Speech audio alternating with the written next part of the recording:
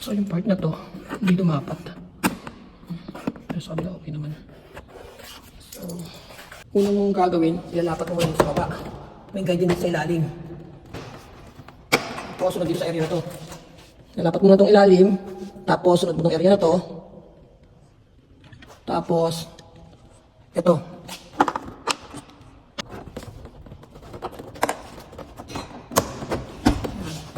Ilalapat mo na yan. Tapos nakatutok lang ito ng maayos. Hawakan mo to, tsaka yung part na taas na to. Ayan.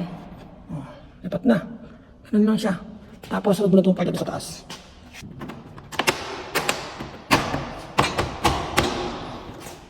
Ayan. Lapat na siya. Parehas sa kabila. Ganda na yung pagkalapat niya.